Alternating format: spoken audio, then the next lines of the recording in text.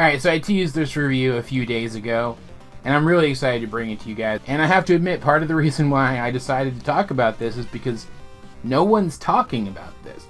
I even know of a few people who, especially when I announced that I was going to be doing the review, didn't even know that this movie existed.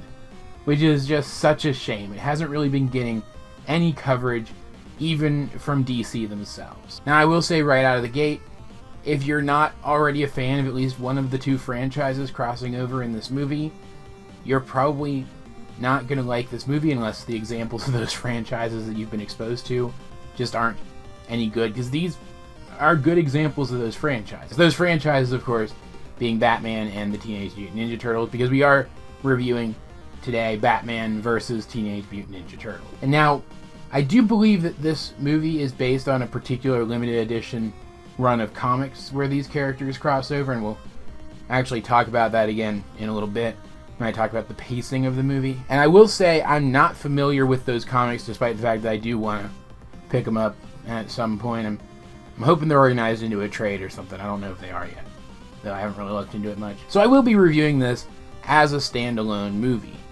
And as a standalone movie, I like it quite a bit. I don't know if this was true for the comic as well, but the movie at least seemed to be trying to evoke very specific popular iterations of these characters. Even though Damian Wayne was Robin in this movie, everything from the designs of the Batman characters, the designs of the Batcave, right down to career voice actor Troy Baker's excellent performance as both Batman and the Joker, which evoked Kevin Conroy and Mark Hamill's iterations of the characters.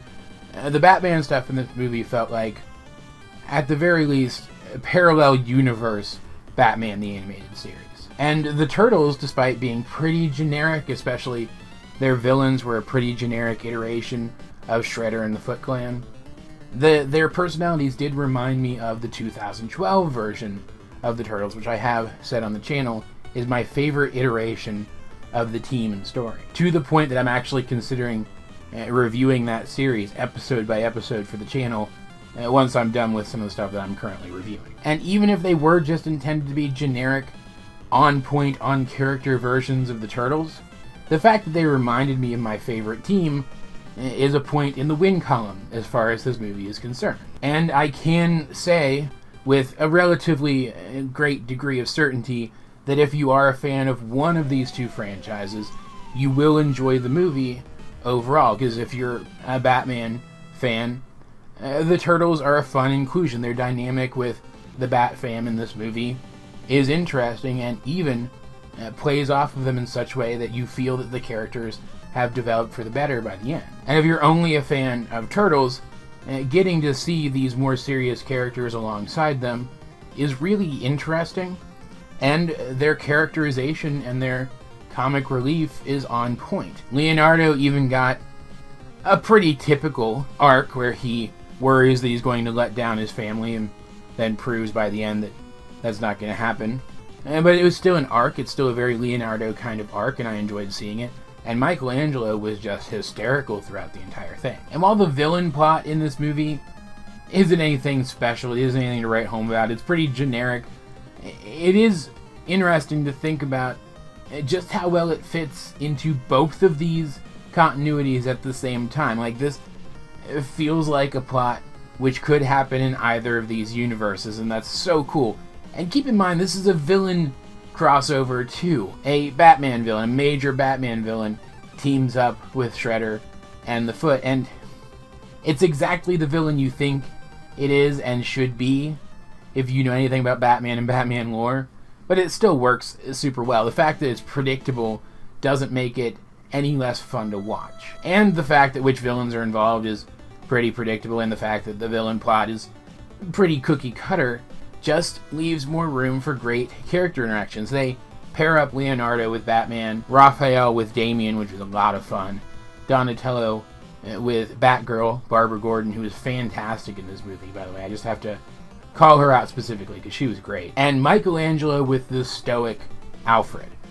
It was just great. Those were the primary character interactions we got between these two teams, and it worked excellently, not only for good character development and characterization, but comedy relief and comedic effect in general. And while I guess I would have liked to have seen more of the dynamic between Shredder and the Batman villains movie. I don't know why I'm trying to keep it a secret. It's Ra's al Ghul, or Ra's al Ghul. They actually pronounce it both in this movie, I would imagine, as a nod to the fact that the pronunciation in pop culture has changed repeatedly, without warning, and for no reason. Which was a pretty funny joke, if it was a joke. If not, it was a mistake, and it's annoying. But I choose to believe that it was a joke. But yeah, he was the villain that teamed up with the Shredder. He and his League of Assassins teamed up with the Shredder and the Foot Clan. And while I would have liked to have seen more of the dynamic between them as baddies, I'm happy with what I got. But by far the best thing about this movie was the action set pieces. The first major action set piece being Batman versus the Shredder. And anyone who is a fan of these two franchises in particular will understand why I'm so excited by that prospect. And yeah, it's silly for these characters to be interacting in the first place. And they go about it in the weirdest possible way. Like, this isn't a crossover between universes. These characters just all exist in the same universe within the continuity of this movie. Kind of like how Superman and Spider-Man just happen to exist in the same universe for the very famous Superman versus the Amazing Spider-Man crossover comic. But man, getting to see Batman fight a legendary in pop culture ninja assassin like the Shredder was a dream come true for me as a geek who is a fan of both of these properties. And it was such a good fight. Like, so intense and so visceral. It was very martial, very well choreographed, very well directed. I honestly think it might be up there with my favorite martial arts fights in anything ever. It's that good. Like, it's very tactical. The hits feel very real and impactful. It's so good that I was on the edge of my seat throughout the entire thing. And then the second major set piece is Batman fighting against the four turtles and using the fight to learn about them. And it's a much more comedic fight, but that just means that it was fun in a very different kind of way. And it's not like it was boring or that it also wasn't tactical and martial in its own ways. I liked both of these a lot, and of course the big final climactic fight was a lot of fun too. And there were other fights in the middle there, but again, I'll talk about those when I get to talking about the pacing. I will say that while they were fun, I do feel like the fact that they were all there and they all took up so much time may have detracted from the story. I'm not really sure. I'll noodle on it in a minute. You guys will see what I'm talking about. Point is, these two fights and the basic character interactions between the Turtles and the Bat Fam are what really made the movie for me. The rest of it could have been mediocre or even a little bit worse, and I still would have enjoyed this a lot. And despite the fact that I do have some problems with other aspects of the movie, I still think that they were all done exceptionally well for what they are, if that makes sense.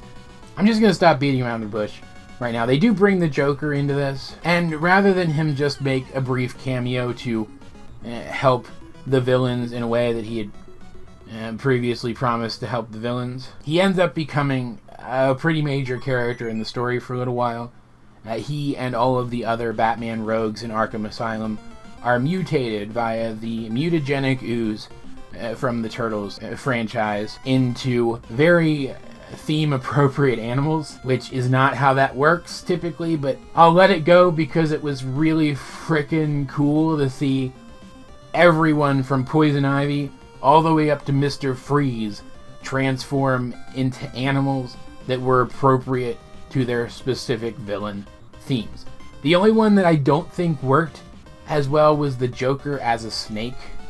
Like, I don't really get that. I don't really see him as snaky, if that makes sense. But I mean, hey, it was still pretty cool. And this did lead to some really good fights between these characters and the teamed up Turtles and Batman. But I do feel like it's at this point that the movie's pacing starts to become a little off. We jump around from one fight to the next very, very quickly, and I do feel like some of the fights were over faster than they needed to be, whereas some scenes were a little more drawn out than I feel that they need to be. There was a comedic scene with Poison Ivy, for example, that I feel, as amusing as it was, didn't necessarily need to be there and ate up time. But then we get to the big climactic fight with the Joker at the end of this whole Arkham sequence, I guess is the best way to say it.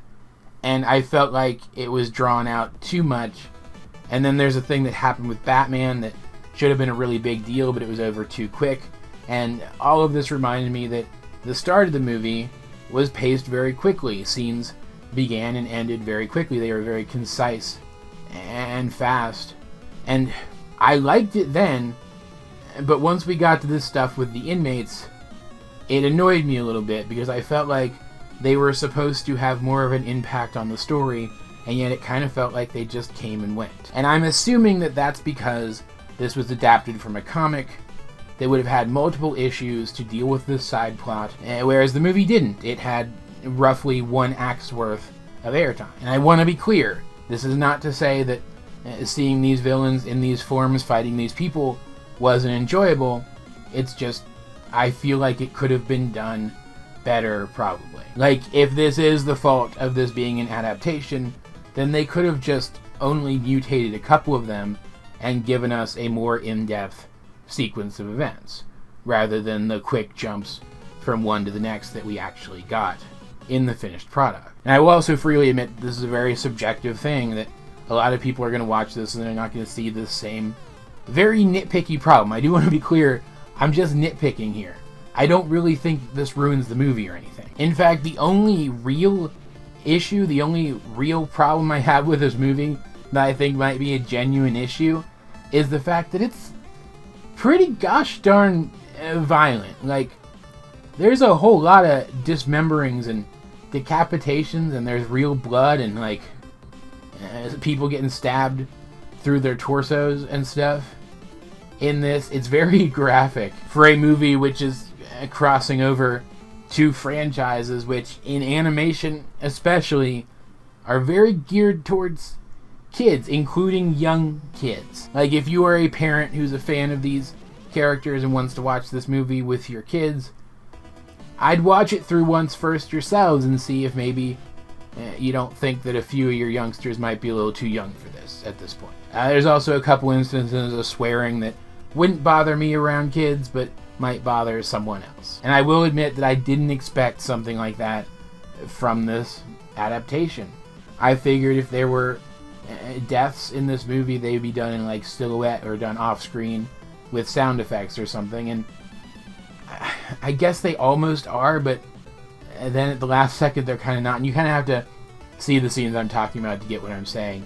It was just surprisingly violent. Surprisingly graphically violent. But it's only a couple of scenes, and maybe you won't think it's that bad, and if you are just planning to watch this yourself as an older fan like myself, it's not a problem. In fact, overall, I think as a love letter to fans of these 2 franchises, there aren't many problems with this movie, many genuine problems with this movie. In fact, I think this might be one of my favorite DC animated movies to date, despite the fact that we aren't supposed to take it too seriously.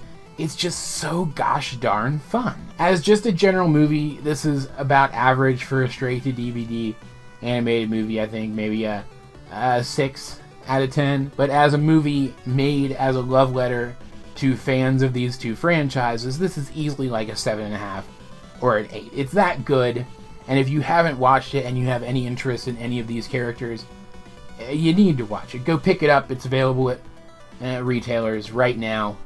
Target in particular has it, in my area at least.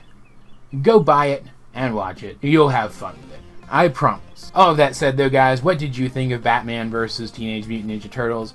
If you have seen it, let's get a discussion going in the comment section down below, or over on my Discord, link in the description.